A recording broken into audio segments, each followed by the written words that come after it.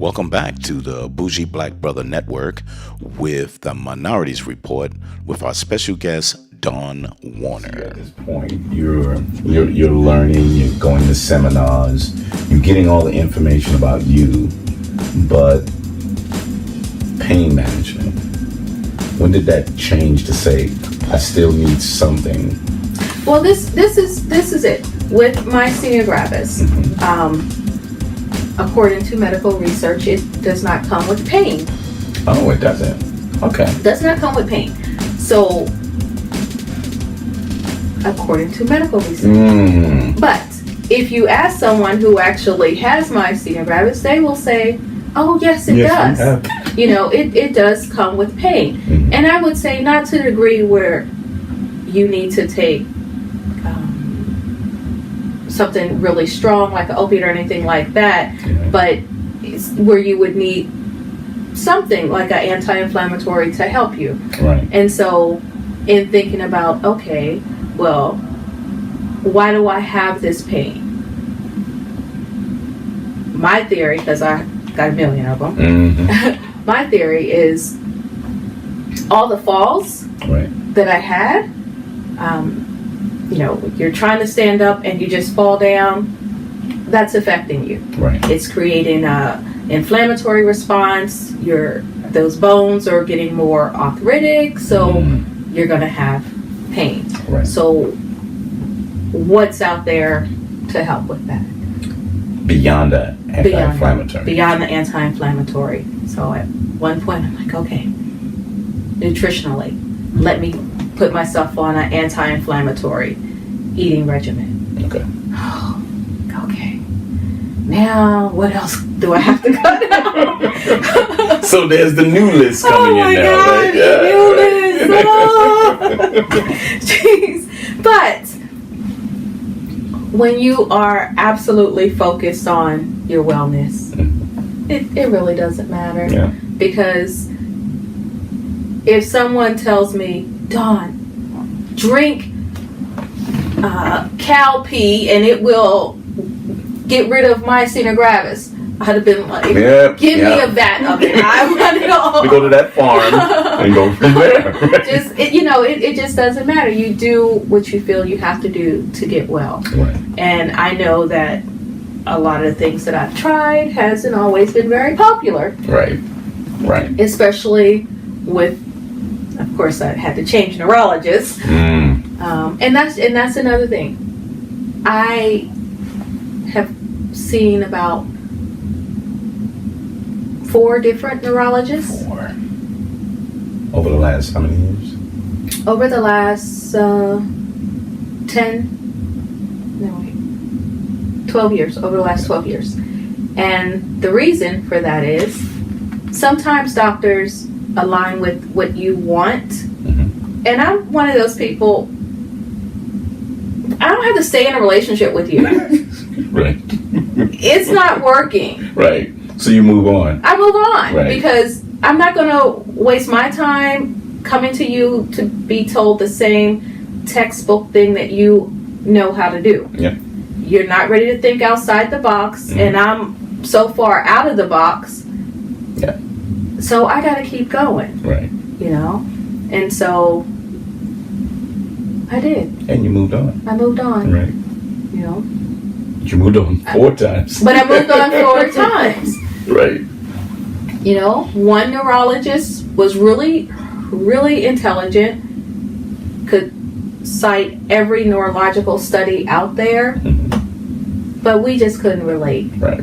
You know? And another one who said she was holistic, I said, great. Yeah. That's what you run to. I found a holistic neurologist. Great. And I had to drive about 40 miles to get to her. Not so great, but guess what? I'm going to go. Right. And then I get there and realize, why is she calling herself holistic? If I know more than you, we have a problem. Yeah. You're we not have a holistic problem. job. Right. So I'm talking to her about various therapies and things, and she's looking at me like I'm speaking Greek. Wow. And I said, thank you. Thanks for your time. Thank you. Yeah. And you might not want to say holistic anymore. Yeah. You know, just saying. And so I found another neurologist, and although he's not a holistic provider, I think he's starting to come around. Okay. And I say that because, mind if I share this part? Please. Okay. So I had another crisis about 3 years ago. So much so, my condition had deteriorated again to where now they wanted to put me on this cancer drug. Ooh.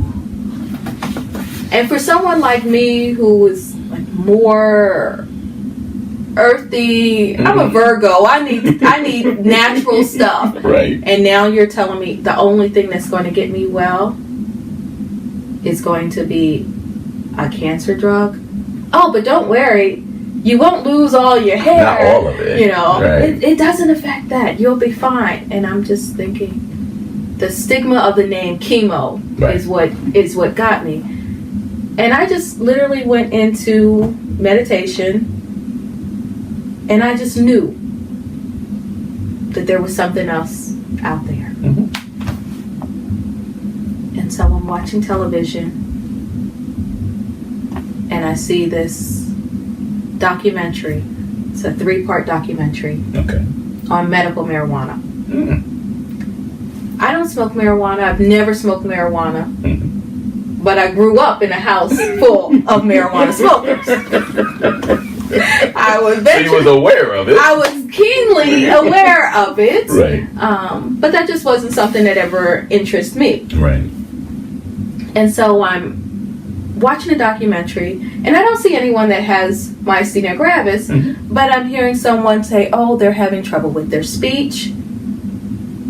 Check. This person was having trouble holding things. Check. Once again. And so all these different people had different symptoms. Right. Myasthenia gravis is called the snowflake disease because no two people are the same. Right.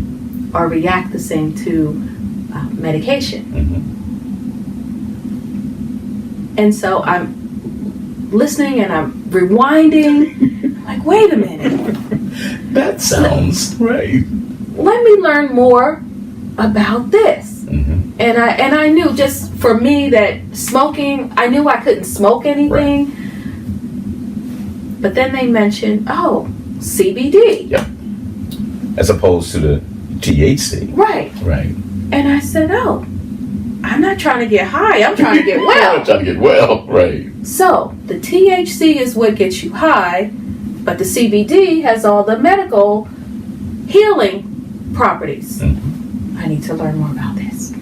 So they kept talking, and I'm just taking copious notes. Okay. And then I go online and I find, I look at their studies. Yes. Because it's one thing to see it on TV. Now I've seen clinical studies, and again, Virgo, researcher. Yep. Okay. I need to try this. So this research, was that here, or was that a lot of research and trials that was done overseas? Both. Okay. Both. Okay. But at the time that I looked at their site, they did not have a paper published on myasthenia gravis. Gotcha. Not then. Now they do. Okay. Now they do. Okay. And I believe their paper is more on the ocular, but it's still on myasthenia gravis. That's all that matters. And that's all that matters. But what they do have is one published on MS. Now, myasthenia gravis and multiple sclerosis, they're so close in nature. I would say one of the distinctions is if you have MS, you're going to have lesions in your brain. So that's why people will get an MRI of their brain to see if that's what they have. Right. With myasthenia gravis, we will tend to develop a thymoma. So you can kind of see I have this scar right here. Right. I had to get my chest cracked open. Yeah, that was fun. That was one of the treatments. One of the treatments. Okay. To remove my thymus gland that had the tumors on it. Okay. And so, knowing that, okay, I've had this surgery, you said that was going to help, and it did not. And it didn't. Right. And so, you really have nothing for me but this cancer drug. This is where we are. Okay. No, there's something else. Right. And so, with myasthenia gravis, most of the treatments are, we want to stop, we want to affect it at the neuromuscular junction in terms of the antibodies that get in there and help and prevent you from using your muscles. And I'm looking, well, that drug basically does the same thing, that drug. And then when I'm looking at the CBD and I'm looking at the science behind it, and I said, whoa, that's what I've been talking about. Oh my gosh. Right. I gotta try this immediately. Rushed my order. It came on the 27th of August, 2014. And I tried it in my doctor's office. They were videotaping me. Wow. Because they wanted to see how your body reacted. They wanted to see what would happen. And because I'm very sensitive to any type of chemical, if I was going to have a reaction, they wanted me there to make sure that if something happened, that I would be in a safe space. So before taking the CBD, I could barely walk. In terms of going up and down the steps, I couldn't do steps at all. And so it's still progressing along to that point. Right? It like just kind of really, really bad. And you know it's bad when the insurance company calls you and says, hey, we approved this cancer drug for you for your myasthenia gravis because it works so well. They want you. They want you to have it. Right, right. And I just said, that's a problem. I mean, most people might think, oh, that's great. The insurance company is rooting for you. No, they're not. And I said, there's never any money to be made in a cure. Nope. That's why there's all these drugs. Yep. Insurance companies need to be in business. They need sick people to have their product. That's a problem. I need to find something. Right. Better treatments. Better treatments. Because no one's curing it. No one's curing it at all. And so I take 2 squirts, and I started with the low dose, 1 gram of the CBD, because I figured, even though I had the 1 gram and the 3 gram, I better start low and slow, because if I have a problem with the 1 gram, obviously I can't go up to the 3. Right. You can cut it off right there. I can just cut it off and say it's not going to work. Michael, and I tell you, my body,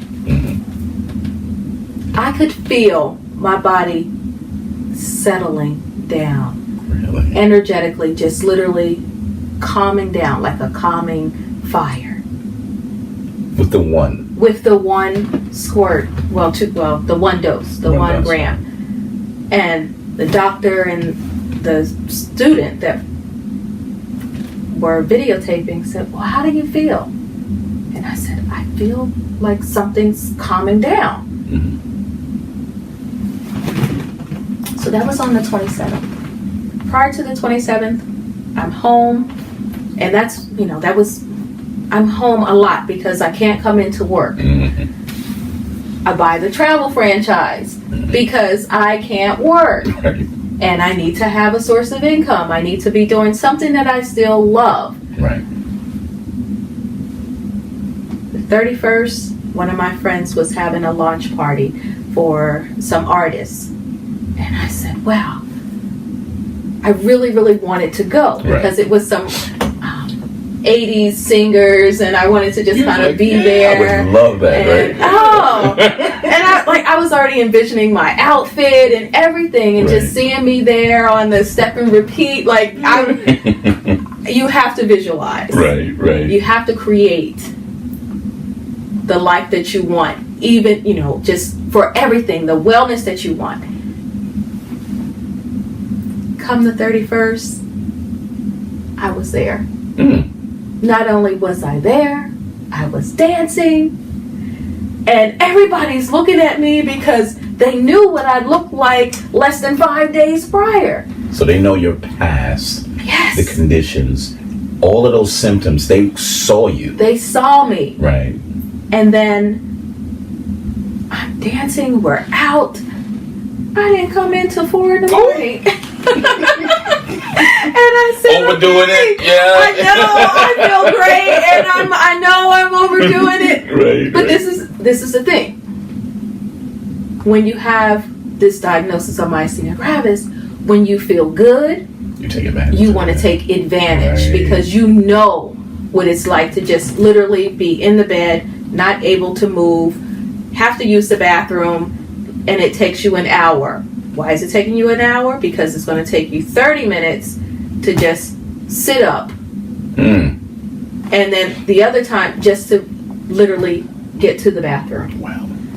So when you've come from that place to being able to dance. Yeah. All night long. Right. I said, oh my gosh. And then I was so scared, and I was half expecting to wake up and not be able to move. And so I took some more before I went to bed.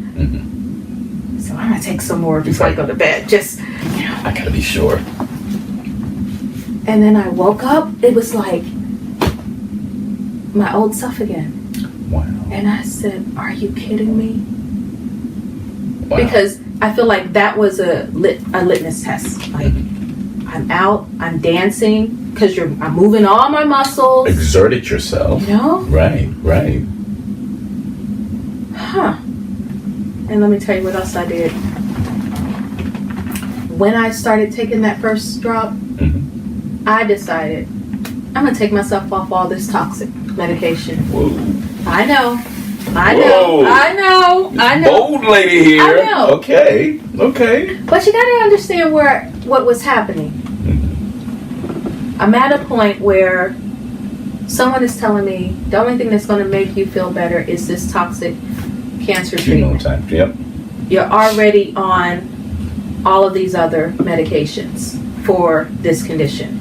And when I'm at a point where I have to take one medication to help the condition and another medication for the side effects that medication gives, for me, that's a problem. It's a little too much. And so I said, I want to know that this is working. And I didn't tell You tell your doctor. I didn't tell my doctors that I was going to do this because I already knew. And I wasn't ready for that type of backlash. But I figured I already feel at my worst. I couldn't imagine it getting any worse than it already was. And I had such faith that it was going to work. Got a title for you. Warrior. You are a serious warrior. That's why. That what you've been, and the progression to say, I'm going to continue, I'm going to take the chance. That is a warrior right there. That's so interesting you say that because we do use the term wellness warrior. Okay. And yes, I can kind of agree there. Yeah. Even if you don't. It's. Thank you. That's yours. Wear that one. I'll bring the badge next time. Thank you.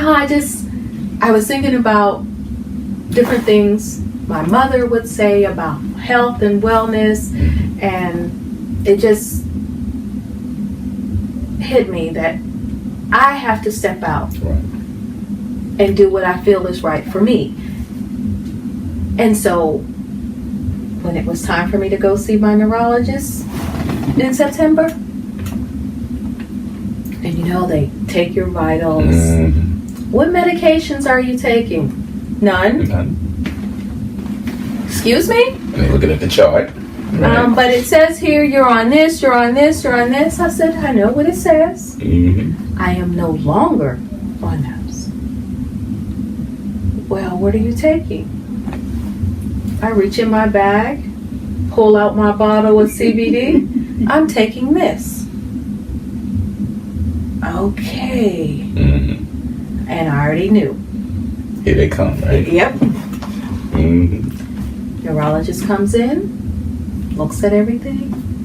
So, Dawn, you did not get the Rituxan treatment? No. Did the insurance not approve it? No, the insurance approved it. Yeah. They approved it so much that they called me to let me know that hey, we're going to pay for you to have these toxins. Right. Well, why didn't you do it? I said, because I feel better. And he said, you're taking marijuana? I said, no, I'm taking CBD. Right. And so I had to educate him on the difference. Right. And so he does all his strength tests and everything, and he's amazed. Right. He's like, I don't even know what to say right now. Right. And he has over 200 myasthenic patients. 200. He said, I have never seen this. Wow.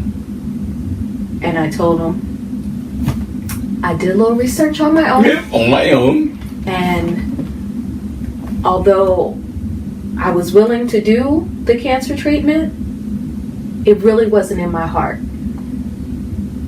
And I just had to find something and try it. And you just got me stumped here. Mm-hmm. And he said, well, of course, I can't recommend that you use this because it is a marijuana. I said, it's legal in all 50 states. Mm-hmm. So with that in mind, I think you can say that you can recommend it if it's legal. And he said, keep all your medications handy in case this is a fluke. Right. And so I said, oh, by the way, I brought in my lab work from my primary doctor.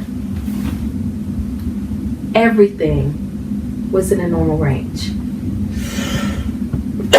Excuse me. Wow. And he said, this is incredible. I said, it's great, right? And I'm just like up here. Yeah. And I'm like, you got to tell all your patients. You got to tell everybody about it. He's taken aback because it's kind of like, why don't we see how you're doing? So set up my follow-up appointment. I come back the next time. And this time he brings in reinforcements. Because he wanted people to see, this is the woman who was so critical that she was going to start the cancer treatment, and now look at her. Off the previous medications as well. Off of everything. And he does all the strength testing things again, has me do the squats and everything, and I'm like, what else? What's next? You want me to run around? What do you want me to do? I can do it. And he says, keep it up. I said, okay, well, I'll call you if anything goes the opposite way. And so I didn't go back. Is he a believer? Yes, he's a believer now, because now it's 3 years later. I mean, you can call something a fluke if it's couple months. Yeah. And conditions change, environmental. Yes. And I go to a support group in Atlanta. I'm one of the co-facilitators for the Myasthenia Gravis support group, and so I share my story. I don't share it at every meeting, but everybody that goes, they know, and I invited them to try it. I showed them my lab work. I even showed them my drug screening. Right. I said, I got randomly drug screened, and this is the results. Because people are concerned, oh, it's going to show up on a drug screen. No. It doesn't have the THC. And it's prescribed. You know, so you're not going to get this. Right. Some people tried it and had great success as well, but then it didn't work for others. And that's how myasthenia gravis is. Some treatments might work for us and not work for others. But of course, I have to find out why is that? Why is that?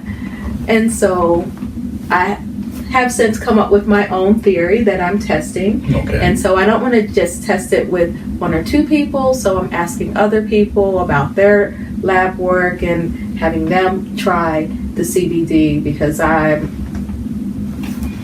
about 98% sure my theory is accurate. Okay. Is accurate. And the fact that just in my sharing my story has helped so many other people, and even if they didn't try the CBD, but they've tried other things and it worked and it's helped them. Right. That's good. You know, be an advocate to help other people. And so now we have new people come into the group and they're scared. Yeah. You know, I got this diagnosis, what do I do? So what is the name of your group? So Myasthenia Gravis.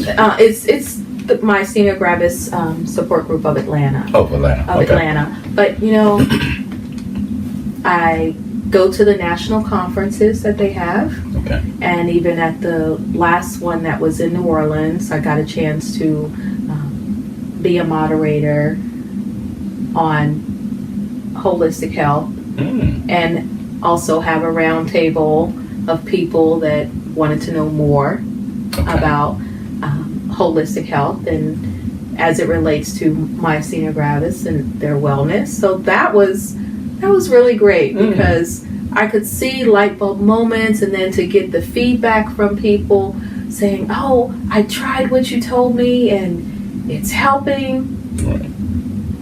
And so that you would ask for, right? And that's it. As long as it's helping someone, I'm happy.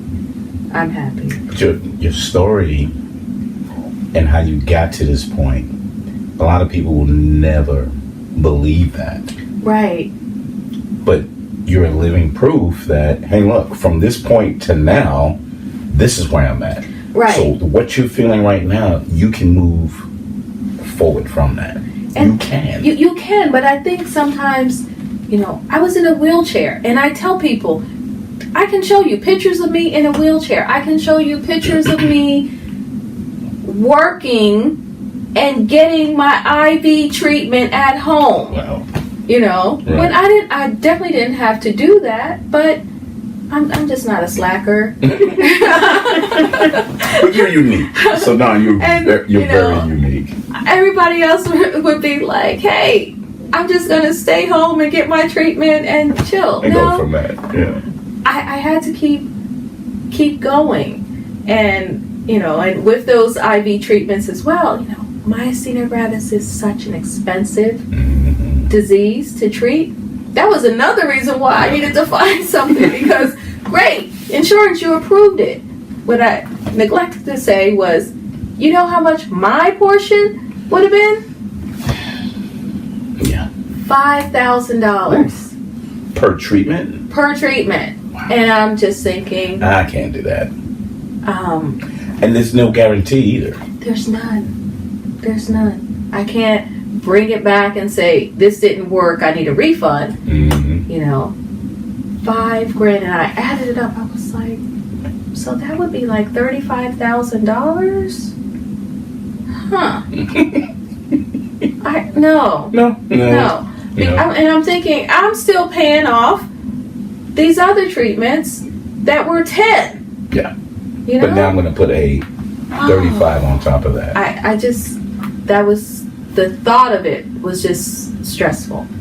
So I want to take away from the story, but I really want your take now on the healthcare system. Because you spoke about your experience, But there's a lot more intensity that I know you had to go through. Oh. With a regular person, I just need to get a test because I think I got bronchitis. Or I got to get a test because there's a lesion here and I don't know what's it about. You know, I will tell you, I am writing a book. Okay. And you should. And some of it has to do with the healthcare system. Right. The medical mistakes that have occurred. Right. And it's the IVIG treatment, for example. With the potassium? Oh no. This is the one. This is that's the immunoglobulin treatment. With that particular one, it takes about 10,000 people to make it. It's a blood product. Okay. And it's in a bottle about this big, and it's infused. One of the things that they don't tell you is that you could get chemical meningitis from this. So yes, that happened. And then they're looking at you like, well, what did you do? What did I do? I'm the patient. I was Right. just infused, you know. Downfalls too with having some of the nurses that would come. You have to be very selective over the types of nurses that you come in that you have come to your home. Mm-hmm. And one nurse set up the IV. She was late because she was at a barbecue. When she finally did come, she said, well, I don't drive at night, so we're going to have to end this early. And I said, these are $10,000 a bottle. We will not be ending it early. Right. So she said, well, you or somebody will have to unhook you when it's done. Whoa. And I'm thinking, is she for real? So now I gotta unhook myself? Why are you here? Yeah, why are you here? Why are you being paid? You shouldn't even be paid for this service if you're not going to complete it. One nurse came to the house and dropped a bottle on the floor, and it broke. $10,000. And I just said, oh my gosh, you're paying for that, right? Because that's where my mind went. Obviously. Right. My insurance company, I'm not going to call, them and say, oh, the nurse dropped it. Yeah. What are we going to do about that, right? It's so hard to get even approved for that treatment. There's a company, can I say the name? Yes. Called Alexicare. Mm-hmm. They're an infusion company. They have a gentleman who works for them who goes to bat for you. Okay. And will help you get this treatment. Gotcha. He even comes to the support group, so he knows Myasthenia Gravis inside and out. He doesn't have to do that. He cares. He cares. You could tell he cares. Gotcha. He's an advocate for us, for people that need this treatment. Insurance companies are so quick to say, no, you don't need it. Mm-hmm. And then when they say no, so the important thing is if your doctor tells you you need this, and you know because you know your body mm-hmm. that you need this particular treatment, if the insurance company says no, go to the emergency room. And you'll end up getting it, and it will end up costing the insurance company more. Because they refuse to do because it they when refuse. It was needed. Right. And it should, right? Or tell your doctor to let your insurance company know that they will send you to the emergency room, and watch how quickly it gets approved. Mm. Insurance companies are playing Russian roulette with our lives. But they're out to make money. They're not out to service and well-being. Right. That's not what they're for. Right. And it amazes me that someone could just be sitting at a computer looking at a screen saying yes or no. Mm-hmm. in terms of the treatment that you need. Yeah. And they're looking at the percentages. Nope, we have too many that we approved on here. Nope, we can't. Oh, well, you just had that treatment 3 weeks ago. You shouldn't need it again now. Yeah. Well, I do. Yeah. And you're clerical. Right. And so it's, oh my gosh, it's amazing. And when I tell you, I'm not allowed to go get any type of imaging done without having someone with me. One of the things that happened, I went to get a test done where they had to inject me with some dye. Mm-hmm. And they told me they were using one type of dye, but they ended up using the one that I was allergic to. That was clearly on my paperwork. She's allergic to gadolinium. Clearly. I start coding. Wow. And as I'm starting to code, first I started feeling nauseous, and I said, I said to the tech, I need some Finnegan. I'm feeling really nauseous. And she's looking at me like, why do you know these drugs? Like I said. And I said, I'm going to need you to get an EpiPen or some Benadryl because I'm starting to have an allergic reaction. Oh, well, let me get you a cold towel. Michael? I didn't ask for that. I pass out. I am coding.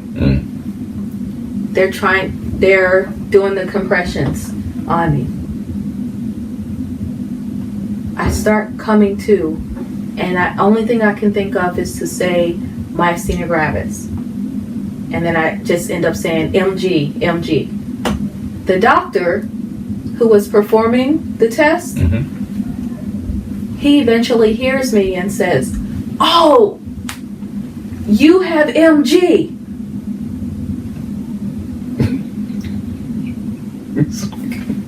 Why isn't anyone listening to me from the beginning? How did you not know that? Right.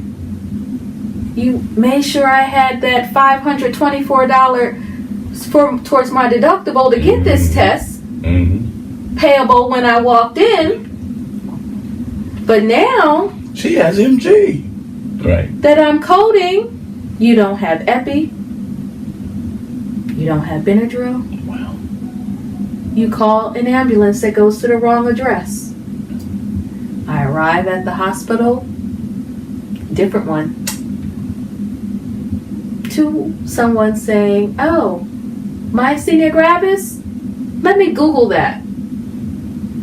Wow. The tears just roll down my eyes, and I'm like, no. Wow.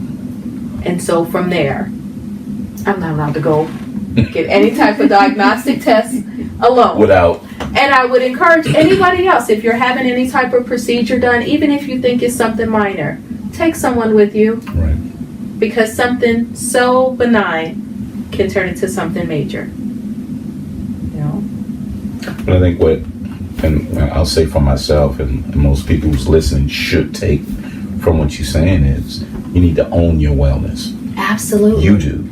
Don't depend on what someone tells you, because you had this experience of doctors going to routine procedures as opposed to diagnostic. They're doing the routine. Oh, gotta do this.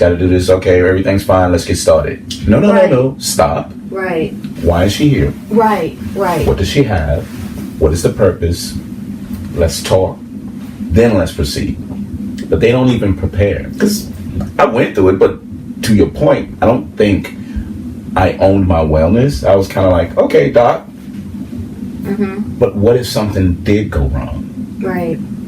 I would have found out after the fact. Exactly. And that's happened to me so many times to where I've learned, no. Oh, you want to do this test? Okay, this is what we're going to need. Right. Oh no, we don't need that. I'm sorry. Have you lived in this body? Right. Right. Until you have, this is what we're going to need. Oh, you don't have an EpiPen? Oh wait, where's my purse? Here it is. I have my own EpiPen, but I'm asking for Benadryl to pre-medicate me for whatever test. Mm-hmm. You have to be your own advocate at all costs. At all costs. Because it's your health. It's your health. And your life. Yes. Yeah. And you really can't take it lightly. Mm-hmm. And sometimes I'm around people that have different dis-ease, and I'll just say dis and ease. Right. And it's like it's like you're not Michael. Mm-hmm. You are, diabetes, high blood pressure, high cholesterol. My high cholesterol, my thyroid problems. Really? Mm-hmm. That's you? That's, Okay, so let's keep sticking these labels on you. yeah. Versus affirming, my great health. You know? How do we My remove you from vitality. that, right? You know? Right. And words are so powerful. There's this book, Messages from Water. Have you heard of that? Messages from water. I usually have a copy here. But in it, what they've done is you've probably heard about it. Okay. They've taken water and they've exposed it to different words.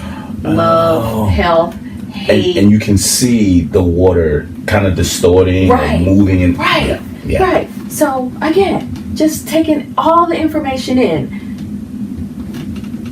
They did this experiment on the water. Mm-hmm. Love, health. What are we mostly made of? Water. So if they can have that type of profound outcome just by exposing words and music,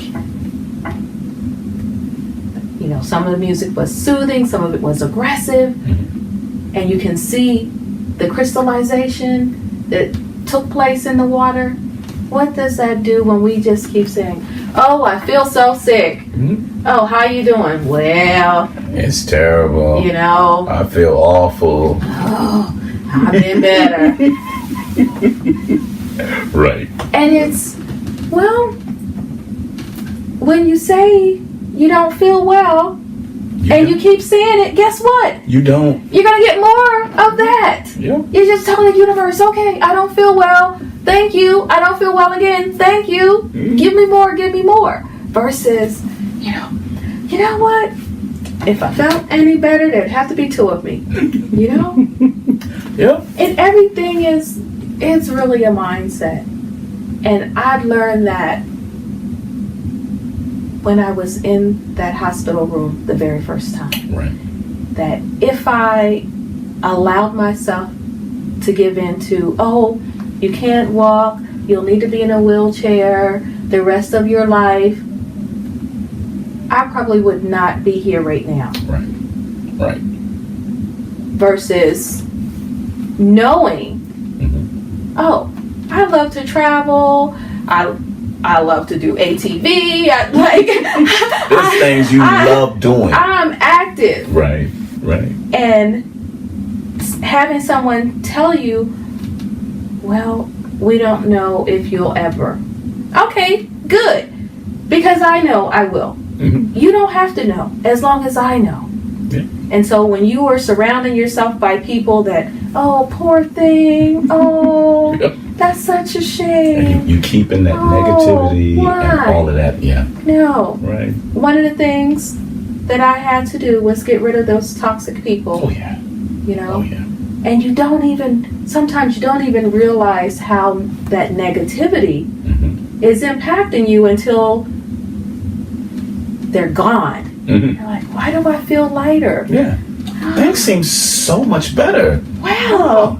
And then when it comes back, you're kind of like, whoa. Absolutely. Exactly. I mean, I started my snowflakewellness.com website as a vehicle to help other people. People were constantly asking me, well, Dawn, what did you do? What has helped? Mm-hmm. And so I put a lot of the information on there. And of course, I didn't put everything Well, of course not. on there. Right. I don't think you should, but right. But you have great information on there. Good, thank you. So when I went to the website, Wellness.com. snowflakewellness.com, and you had your story, you had the video Yes. with a couple of different people saying a small portion of the story. You have some resource that's in there as you read through there. So for a novice that did not know anything, that was a great start to say, wow, okay, here's her story, here's some data, here's some visuals, because some people don't want to read. Right. You gave great visuals, and there you go. Thank you. So very good website. That's when I initially said, no, we got to talk. We got to talk. Like, I really believe that there are more people out there with myasthenia gravis that maybe they've been told, like me, you're crazy. It's in your head. Yep. What do you mean you can't hold your head up? What do you mean you can't stand up? You can't hold something? Mm-hmm. You're lazy. Yeah. You need to work out better. Why are you, exactly, you're lazy when you are just so fatigued and you can't explain it. Yeah. And most people give up because I'm still going back to what you said. We accept people of authorities, diagnostics, or hey, this is what you got. I guess so. Well, Except for going and doing the research or listening and saying, that doesn't sound right. Listen to your body. And from the start, you listened to your body. Right. And said, that's not right. There's something else. There's something else. And you kept on. You proceeded to say, until it's right for me and my body, I'm not stopping. Right. And I can't. I really can't. One of the things my mom would say is your body always wins.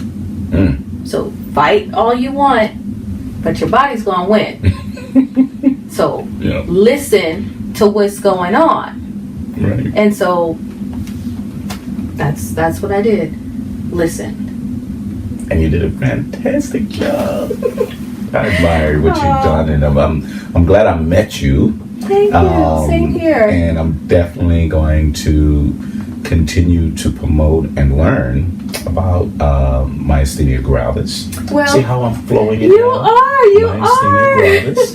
Well, we do have a walk coming up in March 10th Okay. in Atlanta at the Brook Run Park in Dunwoody. Okay. And so for Atlanta, this is our fundraiser. Gotcha. And I will tell you that with this particular walk, it goes to fund research. And since the walks have started 7 years ago, there's been new drugs on the market. There's been new clinical trials that are that have been picked up. And so sometimes the MGFA, the Myasthenia Gravis Foundation of America, what they will do is with the money raised from the walks, they're able to do fund like micro fundraisers. Micro trials, so where they'll get them started, and then a larger company will take over and say, okay, right. So at least maybe you started it. Here's the addition. Right. Maybe they'll give $50,000 or $100,000 into the start of the trial, but then another company will come in and say, "Hey, you're onto something. Let me go forward with it." Okay. And that is always the goal. That's always the goal. And at the walks, we have a really good time. I wanted to show you what I decided to do with the walks on the shirts. Grab that real quick, if you don't mind. So what I have, these are like some shirts from the MG walk, and this is just something that I started doing. I have people autograph them because I feel like really cool. Yeah. Everyone's a hero that just shows up and just participates in the walk. So you've already told me, and I'm not a hypocrite. So make sure I have the date. I'm gonna have to inject that into my schedule. Okay. But we need to stay connected. Yes, absolutely. You do speak at certain functions. Yes. I saw that. Yes. So we need to ensure that your voice continues to get out there. Thank you. So as doing my travels, I have you on speed dial. Dawn, got something for you. Okay. There's some people that needs to hear a little more story or wellness or whatever. Because you're an amazing warrior. Thank I keep you. saying that. And we need more voices like you. Thank you. So, how can they contact you? Well, I can be reached at 404-666-4484. Website? My website for, which website do you want? Both. So my website, you'll like this. My website for my travel franchise is called thetravelcure.com. How about that? The Travel Cure. That's right. That's right. It cures my woes. That's right, because travel can definitely cure a lot of things. Yes. And then snowflakewellness.com for more information on myasthenia gravis and my journey that I'd love to share with anyone. Absolutely. So thank you so much. It was a pleasure Thank talking you. to you. Thank And you. we'll connect up again for Yes. sure. All right. Because I think it's fantastic.